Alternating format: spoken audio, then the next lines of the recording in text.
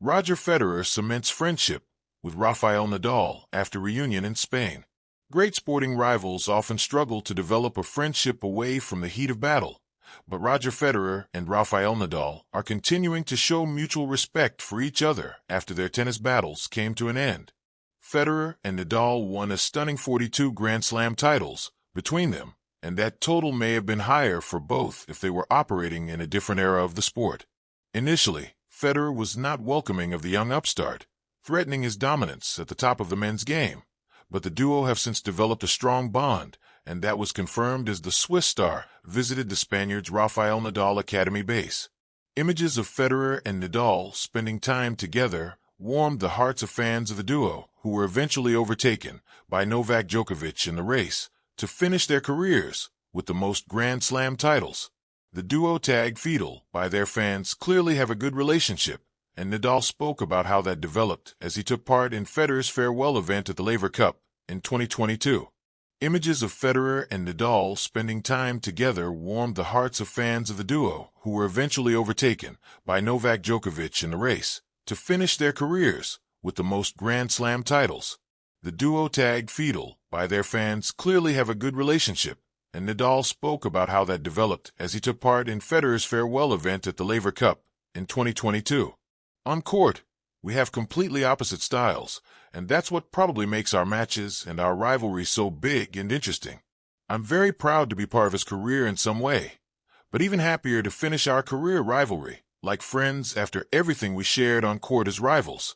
Nadal later went on to clarify his comments, as he insisted he would not describe his cordial relationship with Federer as a friendship.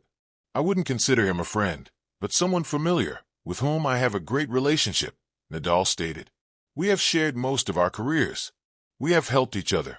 We have also taken away a lot. We have achieved a level of self-demand that is difficult to repeat, because we knew that we could not fail. That competition pushed us to the limit. Whether Nadal considers Federer to be a friend or an acquaintance, it is clear that they enjoy spending time together, and we do not see occasions like this with Federer or Nadal visiting Djokovic, who has always been viewed as something of an outsider in this story. In the tranquil, golden warmth of a Spanish afternoon, two legends of tennis shared something more enduring than Grand Slams or epic five-set battles, a bond sealed by time, rivalry, and respect. Roger Federer had arrived in Mallorca quietly, evading much of the fanfare that usually trailed him like a shadow. His purpose wasn't professional, no corporate engagements or exhibition matches. This visit was personal, a reunion, a celebration of brotherhood forged over decades on the tennis court. Federer was visiting Rafael Nadal at his eponymous Rafa Nadal Academy. It had been months since they last saw each other in person, but the distance had done nothing to cool the warmth between them. And as their paths crossed again in Spain, something became undeniably clear. Not only were they former rivals and teammates, they were now lifelong friends. A reunion in Rafa's sanctuary, the Rafa Nadal Academy, nestled in the hills of Manacor, was abuzz. Staff whispered among themselves. Students tried to act cool while sneaking glances from behind doors and fences. Roger Federer, yes, the Federer, was walking through the grounds alongside Nadal. They strolled slowly through the sun-dappled walkways, Federer in a white polo and linen trousers, Nadal in his ever-casual training attire. They laughed often, not the polite kind, but the sort of unguarded laughter that speaks of history, of shared stories few others could ever understand. Federer stopped to observe a young left-handed player practicing on the clay courts. He smiled and looked at Nadal. "Reminds me of someone," he said. Nadal chuckled. "Let's hope he learns to win on grass too." Their banter, once competitive, was now affectionate. Age and retirement had mellowed the heat of rivalry into the glow of camaraderie. Rivals turned brothers. Few rivalries in sports are as iconic as Federer versus Nadal. From the 2008 Wimbledon final, regarded by many as the greatest match ever played, to their countless Grand Slam clashes, theirs was a rivalry that transcended the sport. But what truly moved fans wasn't just the quality of tennis. It was the mutual respect. Federer admired Nadal's tenacity and humility. Nadal respected Federer's grace and artistry. Through the years, they'd lifted trophies, endured defeats, and pushed each other to unreachable heights. And yet, what no one foresaw was how their relationship would evolve after the professional lights dimmed. It became evident in moments like the Laver Cup farewell in 2022, when Federer's retirement brought them to tears.